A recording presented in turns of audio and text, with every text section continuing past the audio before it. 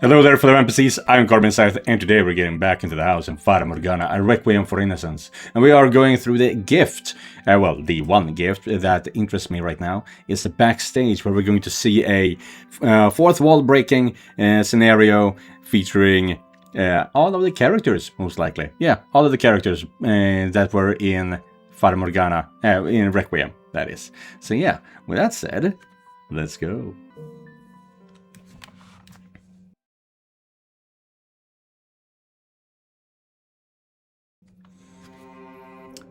I guess it's time for the obligatory backstage segment.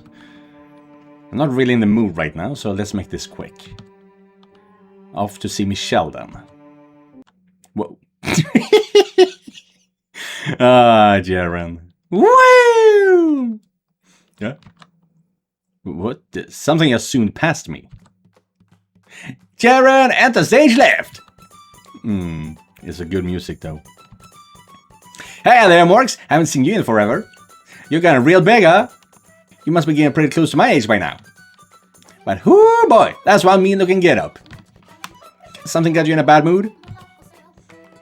It was a little more than a bad mood that turned me into a witch. What are you even doing here? Is there something wrong with that? You tell me. Look at the background art. Look at me. This is the cursed mansion. Details. Would it be fun of an extra if we got caught up in the silly quibbles like in internal consistency? I suppose, but... And if you ask me, you're the one who doesn't belong here, Morgs. Huh? What is that supposed to mean? The story this time around was from before the mansion went all spoopy and gloomy and creepy crawly. So I say... Yes? Let's blow this joint! What? Hey, stop pulling me in my arm! Where are we going? Back out to town. Yeah. Yeah. We have landing, Captain. Captain?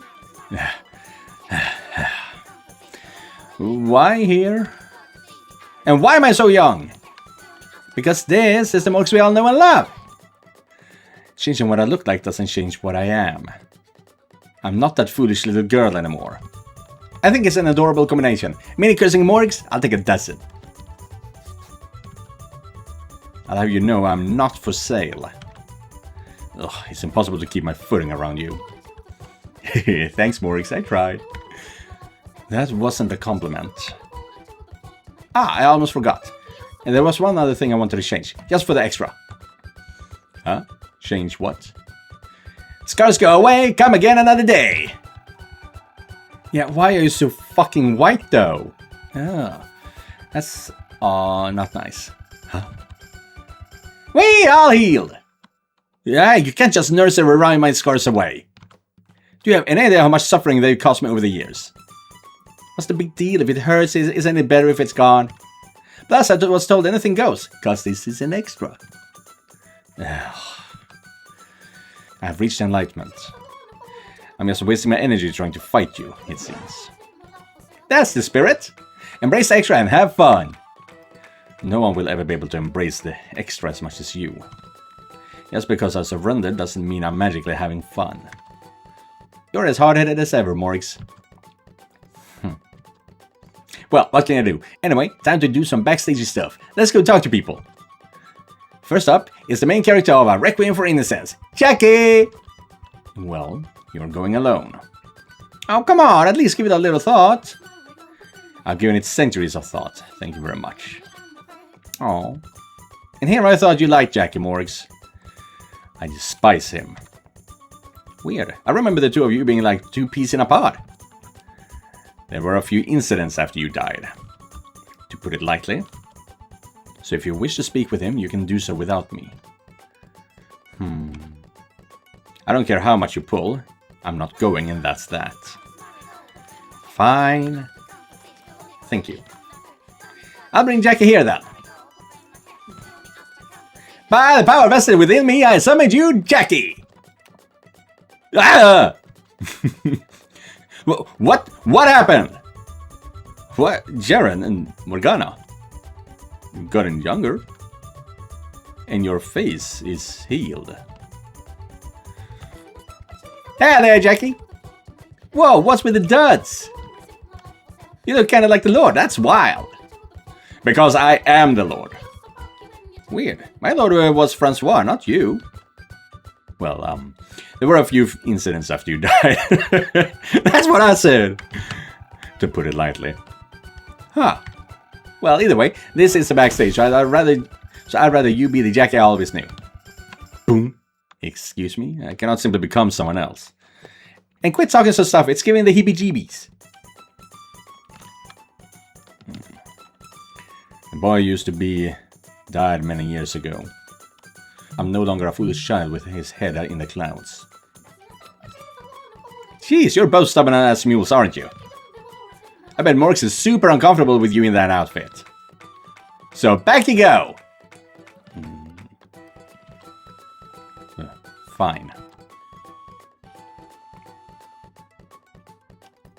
Are you happy now? Getting closer, you're hanging halfway off the screen. Yeah, so you don't get any stupid ideas. I'm not going to be nicer to you because you changed clothes. Then what was even the point? Come on, guys, you're gonna set the place on fire if you keep throwing around sparks like that. Maybe you'll chill out a bit if the rest of the gang's here. You're not planning on bringing everyone back, are you? You bet I am! Can't have a reunion of the Slum crew without the boss and beefcake. Wait, slow down. Okay, team, let's get going! Now let go of me, damn it! You're coming too, Morx! I'm perfectly fine here. Full speed ahead!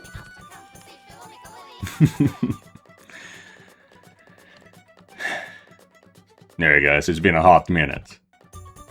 It sure has! Beefy as ever, I see. And you look as dope as I remember. And hey to you too, boss. Still the hottest girl in town. Thanks. You haven't changed a bit, I see. That said, what is he doing here? No way, you're not happy to see Jackie either?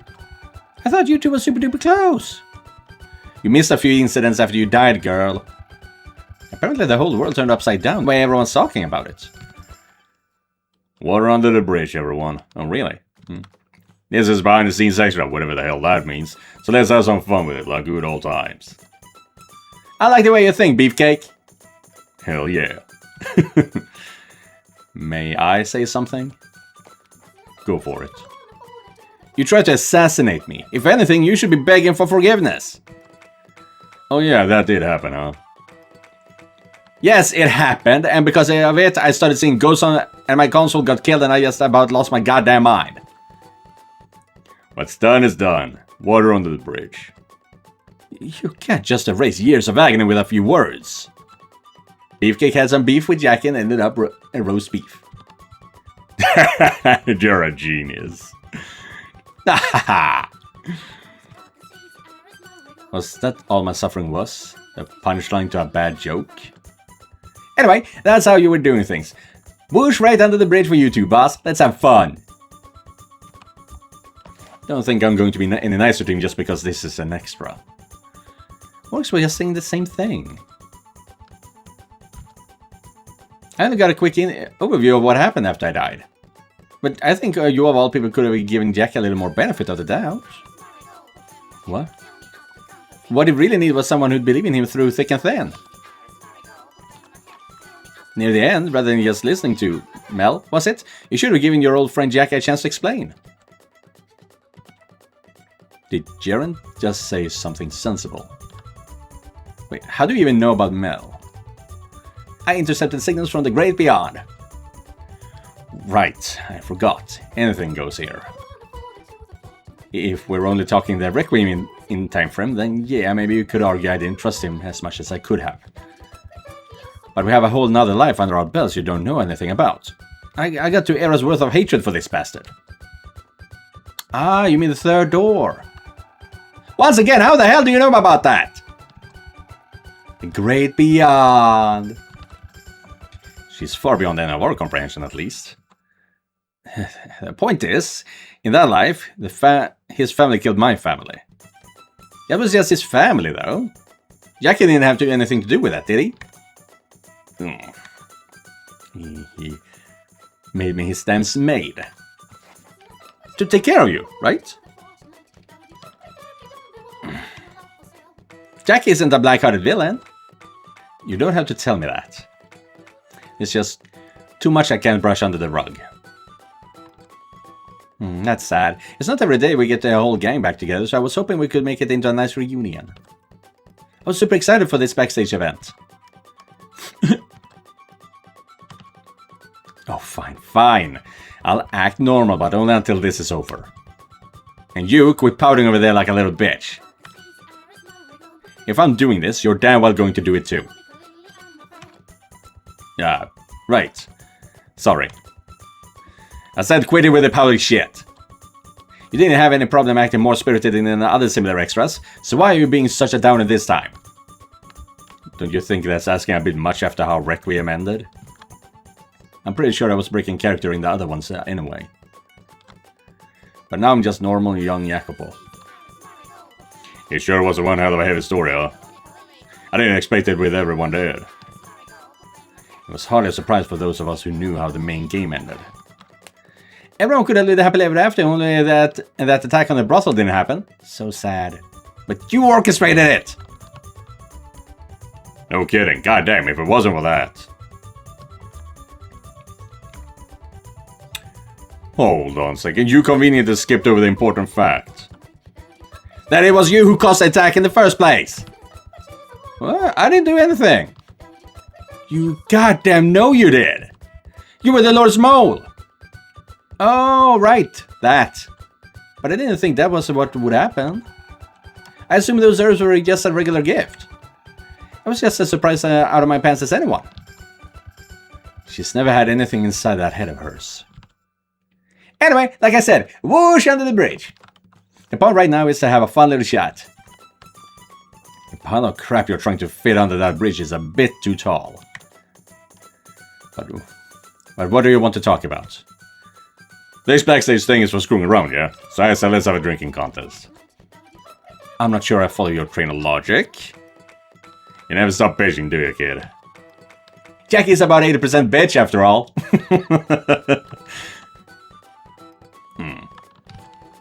Personally, I'm perfectly fine with screwing around for a few hours, but I kinda like it if we could all do a quick rundown on what happened in the story together. It could be fun, like compare Requiem to the main game's final chapter and point out where they're different. That would be a change of pace, I suppose. Putting the spin and spin off. That doesn't actually work, you know. Alright, well, get to it. And then be done with it so I can leave. You're no fun, Morgs. I don't want to spend any more time here than necessary. Jackie, you make sure she doesn't go anywhere. And while you're at it, hold her tight and whisper sweet nothings. Do it and you're deader than dead. I feel like things will proceed much smoother without me. Hey, now don't be such a downer. We're brothers in arms. I'd be real upset if you left. Grisha. For a split second, I was almost touched. But I'll still never forgive you for what you did to me. Someone needs to give you whooshing lessons. It took us all of 10 lines to get off track and back to screwing around. Can we get back to business here? Aye, aye, Captain. Captain? I don't know how to say that one. Oh! Ta-da! On the right we have the key visual for the main game, and on the left is Requiem, where Jackie is the hero. Question mark. What was that question mark for? Requiem tells the story of Jackie's younger days, followed by the true version of events from the main game's final chapter. The first half was probably pretty surprising to a lot of people, since we only got a super duper teensy weensy look at what of that part of his life in the main game. There were a lot of new characters too. Well, a whole lot of us did get locked on the companions over there, yeah. Pretty rude of them not to mention such a memorable, sweet and adorable girl like myself. You certainly did leave quite a lasting impression, including how you went out. Why, thank you, Jackie. Someone needs to teach you what a real compliment sounds like. The point is, going into any more detail in the main game would have distracted from the actual story at hand, which had a different focus. Ah, you mean with Snowy? Who is Snowy? Francois? Snowy? He's all white and cold like snow, so Snowy. You should call him the next time you see him, Jackie. Oh, Michelle. Gotta make sure you've always got a friend or you'll start self-destructing again. He is the last person I want to make friends with. Ah, why? He seems like a good guy. Because Morgana's taken such a goddamn liking to him, being friends is out of the question. I'd rather put a bullet between his eyes. Keep your pathetic thoughts under control. I swear on my life, not a thing went through my mind, Morgana. And don't say my name, you'll taint it. And things were going so well between you two. Let me tell you something, and you might want to write it down. All's well that ends well, and all's bad that ends bad. All those does making things sort of uncomfortable, so let's move on. Sounds like a plan.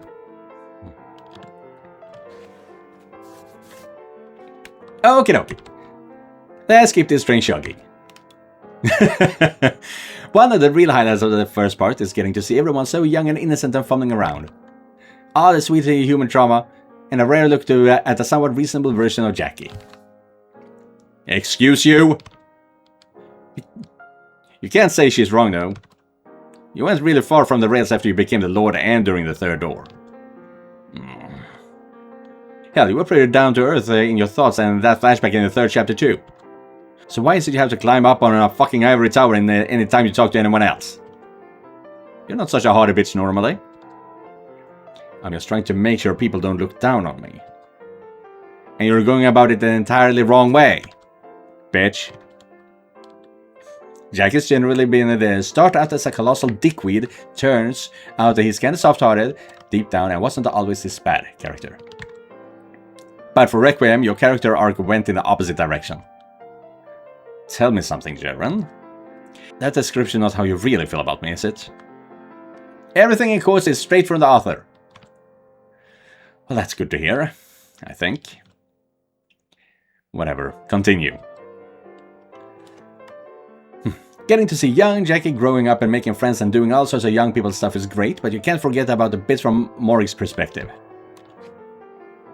There's nothing worth mentioning about anything from my perspective. I disagree. You were a big, bad, evil, dark Morgs for all the main game. And even when you told Snowy about your past, it was all ooh and ah. Don't describe it like that. It's confusing and misleading, and no one reading can hear you making spooky sounds as you say it. Ooh, that's what I was going for. When the person telling is being all blah, blah, people are gonna get a different impression about who you are. Now, even I'm not sure what you're trying to say anymore. She has a point though. It's pretty impressive how differently the story comes off told from the perspective of a 9 to 12-year-old girl. Seeing such a wide range of emotions in you brings tears to my eyes. You're just imagining it. It's perfectly normal to be emotional. You were just a little kid. You'd just be a bit of a sourpuss, but otherwise a completely ordinary girl, if that part was all there was to your story. But this little shit had to go and turn you into a witch.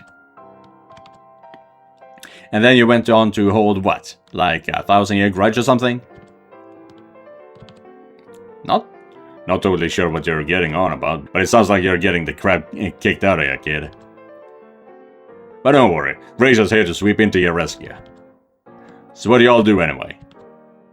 As penance for what I did to you in Requiem, I'll stick up for you no matter how bad you cooked up. I kept Morgana in prison for half a year, and killed her. Sorry, ain't no sticking up for that! In addition to that, in his next life, he imprisoned half of my soul. Yep, can't defend that, kid, sorry! But I know how to fix this. Fix it? That's possible? Hell yeah, you just gotta hook up with a girl who's into that sort of thing. You wanna lock someone up? She wants to be locked up. Everyone wins. Yeah, slow down. I didn't imprison anyone because I wanted to. You mean that's not your kink? No, goddammit! Enough of this, move on! I'm going to be bullied for the rest of the eternity if we don't proceed. Aye aye! As Requiem's first part goes on, we see Morg slowly opening up. She starts off screaming about 30 whores and divine punishment, and eventually she relaxes into a pretty normal girl. Could you describe anything normally? Just watching that heart of ice melt is the cutest thing in the world. And it was, of course, Jackie who helped make that possible. Me, Boss, and the other girls spent a lot of time with Morgs, but Jackie was the one who really showed the most concern for her. At first, he only did it out of pity. And maybe some of what Francois said at the beginning too, so he could pat himself on the back and pretend he did a good deed. But before long, his feelings changed. He started to think of her like family, someone he cared deeply about. And then those feelings changed again during the bit with the sunrise. Oh, it was at that moment. Okay, I think I noticed that too. Ah, so young, so sweet. Jackie Air Morgs, sitting in a tree. Kissing. She does know how the story ends, right? I didn't just imagine us talking about that, did I? But then everyone happy days come to a sudden, terrible end. Jackie felt completely powerless, helpless to do anything, and it crushed him. This event changed the course of his life forever. Using a ring with a Barney family crest given to him by a noblewoman, he led the people of the slums into revolution. But I'm guessing it was driven more by hatred than anything else. Not for the bandits that attacked the brothel, but his own worthless self. And then, revolution time! Yeah, Francois, you kick butt! That's all you care about, isn't it? Oh, you were pretty decent too, Jackie. You make it sound like I'm just a footnote. I'm not kidding, you were pretty impressive. Right off the bat, you killed a god by throwing a knife at him. That takes skills. And he got me right between the eyes and the third door. Alright. Did he kill a bunch of people then too? Oh yeah, tons of them. He was a mafioso after all. Ooh, scary. So as you can see, Jack is a lot more capable than he seems. He just uses the capability of the wrong things and ends up ruining everything he touches. Oh goddamn. You got looks, money, power, smarts. How are you such a train wreck of a human being? Wouldn't I like to know? He's also really susceptible to being caught off guard. In the third door, while he was distracted with everything going on with his wife, he let himself get shanked by his coachman. And at one of the options near the end of the final chapter, the crazy madman with a sword took your head clean off. You probably could have prevented that if you hadn't let Snowy get under your skin so easily. Hey guys, can we stop talking about all the ways I screwed up? Let's move on already. Oh, if you insist. So, the first part ends with a revolution, a huge success. And in the second part, suffering and misery. But before that, it's time for the intermission. Here you get to see me and Francois together. I definitely wasn't expecting that monster to take the spotlight at any point. He had a lot going on himself. That doesn't make him any less of a twisted murderer. Francois definitely loves his dread and despair. He reminds me of a certain beast. That certain beast is a bit more direct with his violence, though. I have to say, it completely knocked my socks off when we found out it was him who you had a thing for. I totally thought you were just thrown into the game so Jacobo could build a harem. Either that or someone just there to, I don't know, help him awaken him to his interest in girls before he went after the main heroine. If that was all the author was going to use such a distinguished, disgustingly adorable girl like me for, I place a big dummy curse on them. What an unthreatening curse. That threw me for a damn loop too. The official site even sticking that bit in about how a certain someone is called Roy had me convinced it was Jacopo. Yeah, the official site's character profiles are always a bit misleading. Like for the main game, Boss's profile said she was a white-haired girls-only ally, which turned out to be a huge lie. Hopefully no one tries to nail them for false advertising. You know, the more that we talk about it, the more I feel like you're just really fucking pathetic, Jacopo. Shut your damn mouth, I know I am! And on to the second part. From there, we start getting closer and closer to the main game's final chapter. But Jack is still mostly reasonable at the beginning. He tries his best to be a better lord and govern his land. As a side note, one of the traits listed on your character outline is hardworking. Here you work your butt off to improve the city. In the third chapter, you work your butt off to improve business. But you're super bad at picking allies, so you end up not trusting anyone, unable to open up, unable to tell who's on your side and who isn't, and eventually destroying yourself for it. And, to top it off, you don't like people looking down on you, so you do everything in your power to be a huge jerk.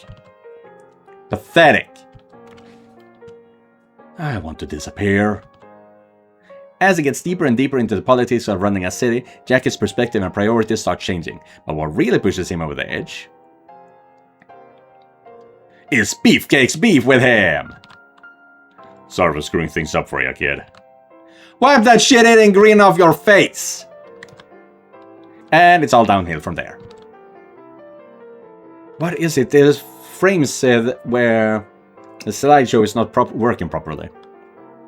His console dies and he's stuck seeing the ghost of Francois and all sorts of other dangerous people who didn't show up as more than footnotes try to do all sorts of terrible things to him.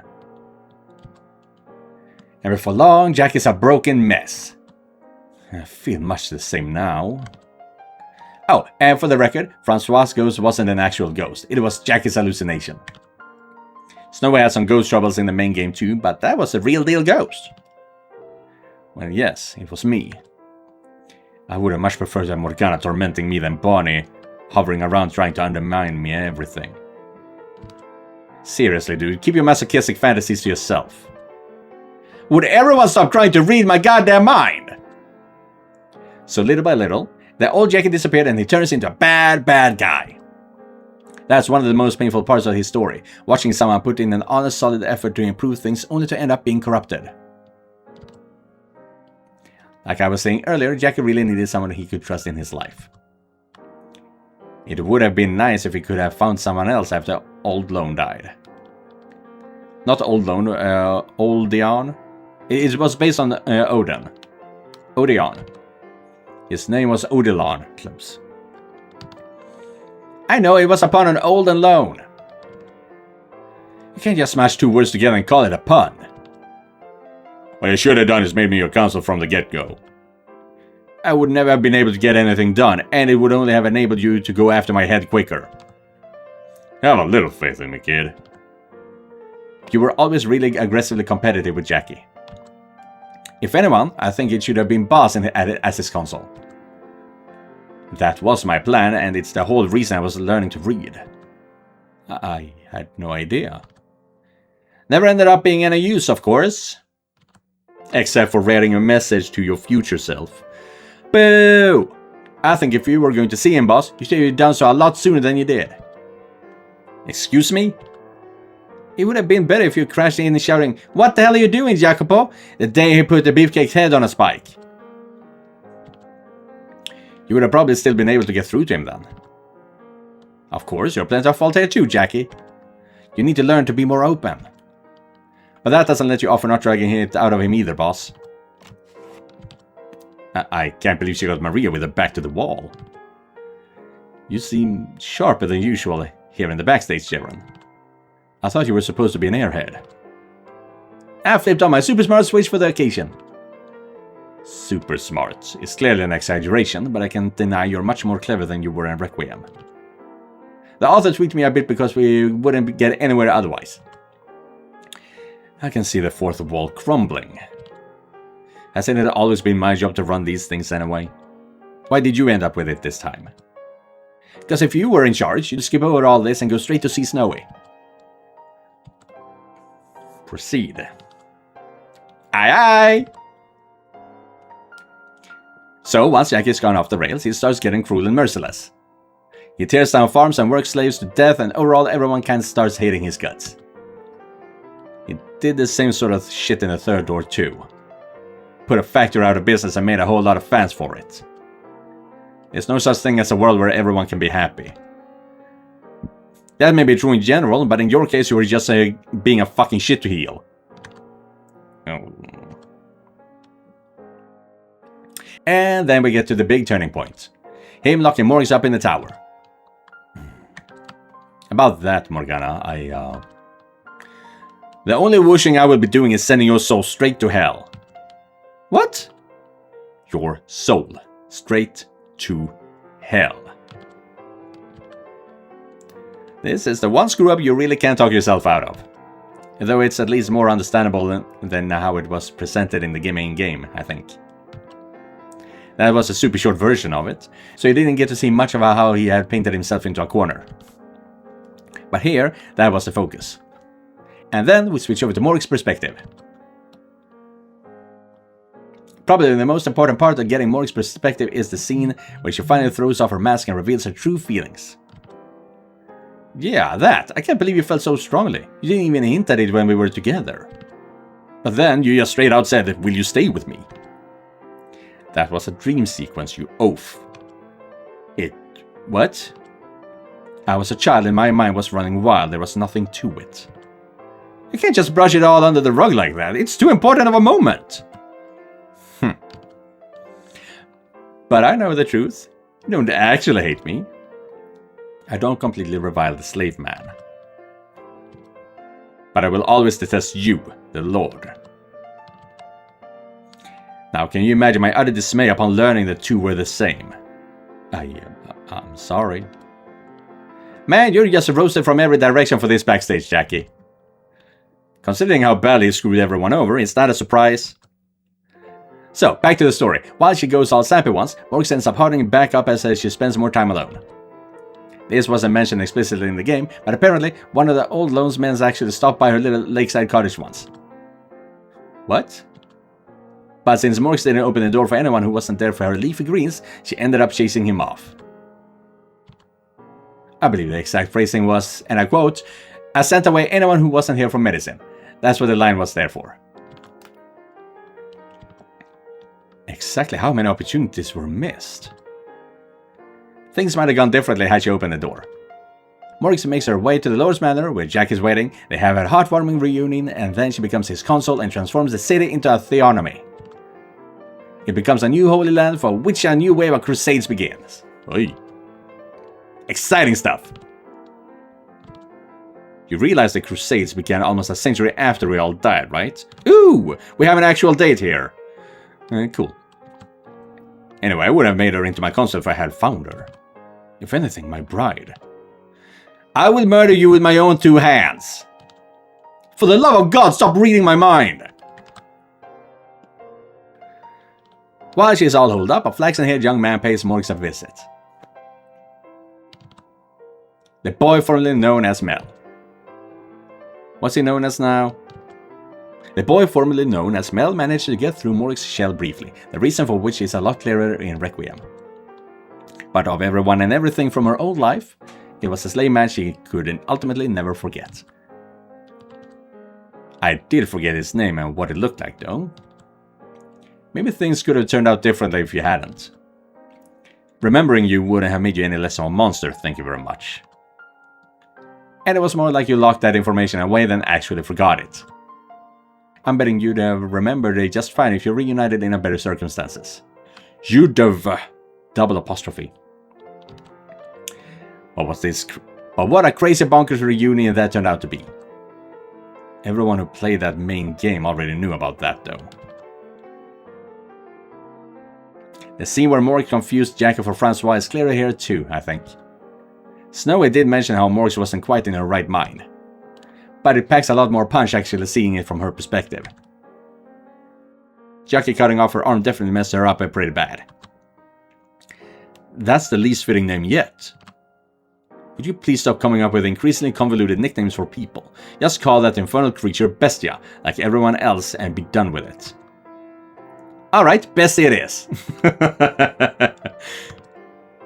That's even worse! So the two of them have finally reunited, and it's very tragic. Jack is torn. He wants to set her free, but he can't. And the reason for that is, again, much clearer in Requiem. Clearer, but still far from convincing. This is also about the point where he figures out that Francois' ghost is actually a delusion, all in his own mind. I refuse to believe it wasn't real though. Getting a little off topic here, but in the third door, we see Jackie has a real beef with anything supernatural or not provable by science. And this is where that came from. Not just the ghost, but the miracle blood was a huge part of that too. It left a mark on his soul that never went away. Huh, here I thought it was just a wimp who couldn't handle ghost stories. That's true too. I'm not surprised. So Jackie ends up lying to himself about what he really wants and keeps Morgs locked up in the tower. So that really isn't your kink? That's the first thing you say after not talking for God knows how long. It didn't seem appropriate for me to butt into this part. How many times did you tell her, I'm gonna show you the world, and then you all showed her was a big old brick wall? You don't have to remind me, I feel bad enough about it already. The Jacopo I knew wasn't the kind of man to do that to a girl. It's kinda depressing to see that even an upstanding guy like you can fall so far. Yep, while love was one of the big themes in the main game, friendship and companionship was more the focus in Requiem. And all the different ways it can break apart. It's enough to make you cry. I thought you were incapable of feeling sadness. I understand loneliness, I can cry about that. If you say so. Going a bit out of order, but speaking of friendship, Maria had a real killer bit where she was talking about how everyone was gone and they weren't gonna come back and all that. Yeah, that stung like hell. Our friends mean more than anything else in the world to me. Phew! It got super heavy in here real fast, huh? Moving right along. Next up, Boss tries to comfort Jackie.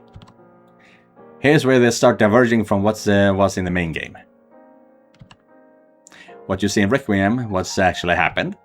And the main game is more like a simulation with Snowy thrown in, so things go off course real quickly. On Snowy's very first day, he manages to convince the boy formerly known as Mel to work with him. Why do you keep calling him that? I feel like it.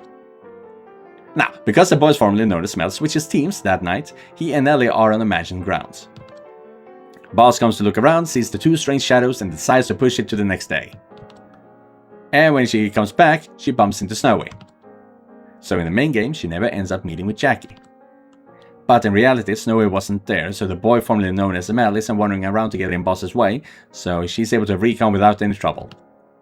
And the next day, she brings in the necklace and knife and breaks in. She goes all out trying to kill Jackie, but he stops her, breaks her arms, and then has Jackie throw her out. No mercy!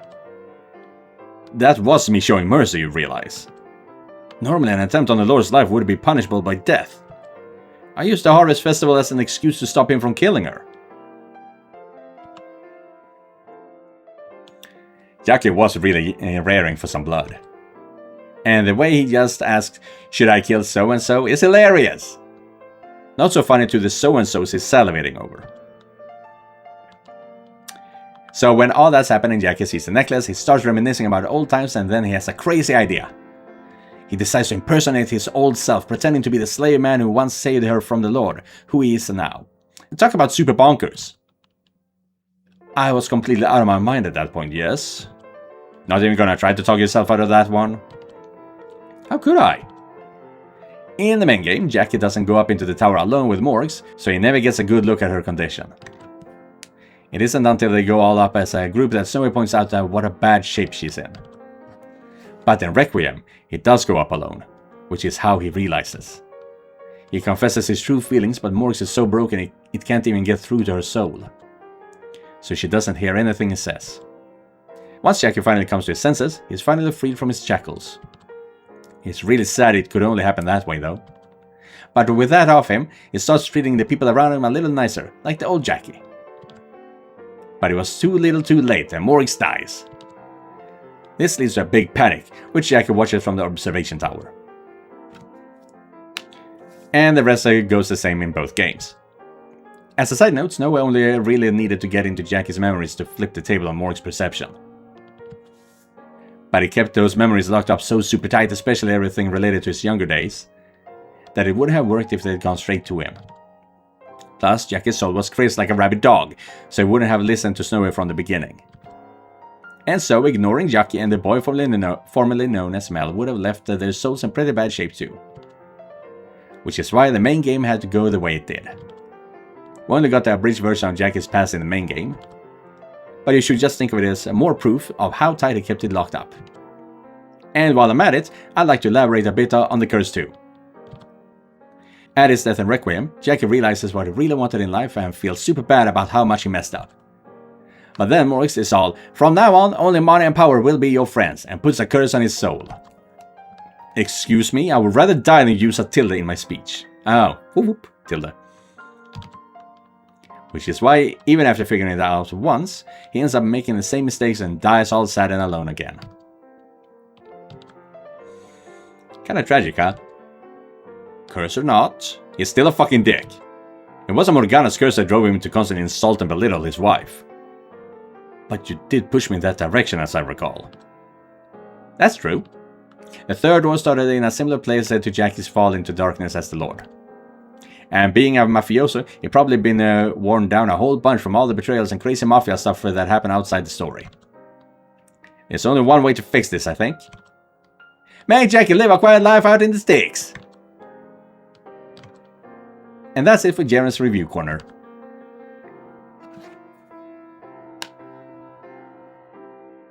Even knowing how it turned out, that was still pretty damn heavy. But that will be it for today's video. It's been a long time since I read these characters, so it was kind of difficult to get back into the characters. I think I failed at most parts of it, but yeah. It's nice to see a breakdown of the thought process of how the stories were written. So that's fun. It's interesting. But either way, that will be it for today's video. And in the next one, we're going to continue the backstage stuff. So yeah, thank you guys for watching, and an extra thank you to all the members of this channel. Don't forget to like and subscribe, and I'll be seeing you guys in the next one. Goodbye, everyone.